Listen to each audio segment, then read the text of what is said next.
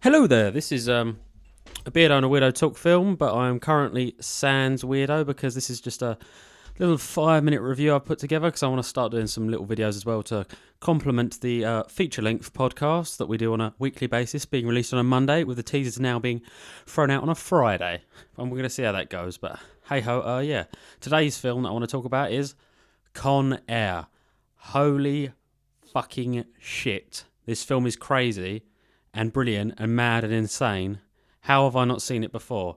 What have I been doing with my life? This is like possibly the ultimate crazy, insane action bullshit film that I have ever seen.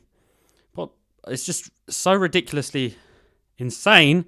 I keep saying insane because it's insane, but no, it is just funny and mental and crazy. I just wanted to talk a bit about it because obviously if you looked at this from a logical standpoint, almost nothing in this film makes sense whatsoever. It's all crazy, ridiculous bullshit, and all the characters make the most stupid decisions you could imagine. But then again, it wouldn't be anywhere near as entertaining, would it? And that's the whole point of films, to entertain. If you want to watch something realistic, you could just go out in your garden and watch the grass grow. It's sort of beautiful in a way, but also incredibly fucking boring. So where do I start? Nicolas Cage. Oh my God, he is talking in the most peculiar way I think I ever heard someone talk. Like what he thinks someone talks like when they live in the South and they're being kicked by a horsey. And he has this incredible mane of hair as well. I must admit, I'm quite impressed. I mean, when you see his body up close in this film, he looks like he is absolutely fucking ripped. I mean, he is like, that stands up to like modern character rippage where the actors really get into it. He's got an impressive physique. I mean, you even get to see him do upside down press ups. I mean, I can't even do right way down press ups, so that's impressive. The cast for this film is one of the best casts I think I've ever seen for any film ever.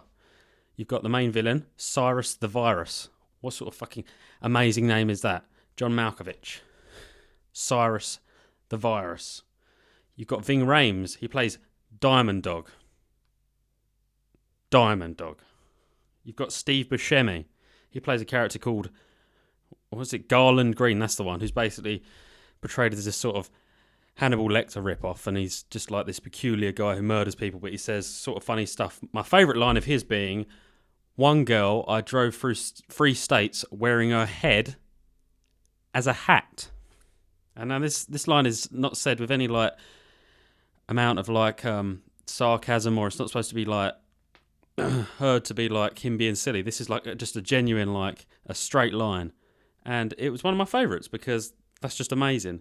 John Cusack's character, he's cool. I think his name is Larkin. He's sort of like the guy that organises these ridiculous things where they get a load of dangerous criminals together and fly them in a plane with no guns, because that's always going to end well. And why not just chain them up so they can't possibly move? But hey ho, and you're introduced to him, and he's wearing socks and sandals.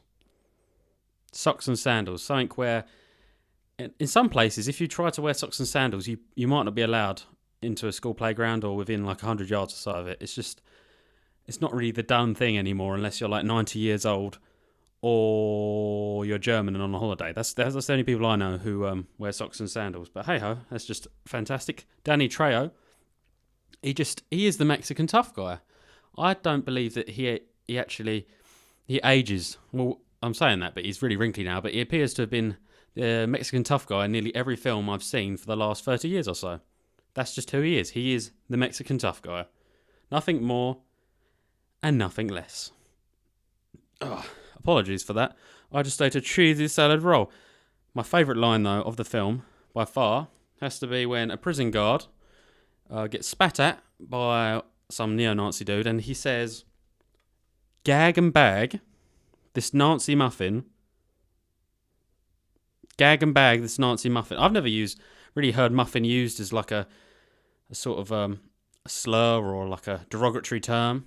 But here he uses it expertly, and it's just fucking fantastic. There's so many. I mean, I couldn't even write down all of the funny lines in this film because nearly everyone is. But another one that Nicolas Cage's character says is, after seeing like somehow a car becomes connected to the plane, which has already gone up and then gone down and gone up again, and there's been a firefight in between. But somehow this car ends up chained behind the plane, and it's sort of defying the laws of physics from what I can understand, because it's kind of hovering behind the plane instead of just dragging, like sort of hanging from it. But he just says, on any other day, that might seem strange. which just sums up this film perfectly because it is crazy, crazy madness. And one last couple of things I want to say. The amazing villain death scene. How crazy is this, right? They're on the top of the fire truck. He stabs John Malkovich in the leg, or Cyrus the Virus. He pulls it out. He then handcuffs him to the ladder on the truck, starts to lift it up. They then drive into an overpass. Cyrus flies through the overpass, comes through the other side, lands on some electrical wires and gets electrocuted, and then somehow he gets put on sort of like this conveyor belt, which takes him to the bottom of this random piece of machinery that's just bludgeoning the earth for no apparent reason. I'm not sure what function it's performing, but it just like smashes his head to bits, and it's just like, that's the most perfectly over the top death scene for this crazy villain in this crazy film.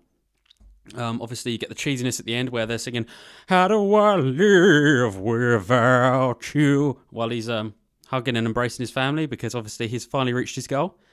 And I like it because you get like those old school credits as well, where you're sort of seeing all the villains and characters, but they're just sort of like smiling at the camera and that, and you're getting their name and who they played. I thought that was really cool and old school, but on the whole, great bit of entertainment. Absolute fucking nonsense, but hey ho. Some of the best things in life are the most ridiculous, so watch it. I'm sure you already have, because you're actually up to current affairs, unlike me. But yeah, that's all I wanted to say about Con Air. So peace out. Thanks a lot. Cheers. Bye-bye.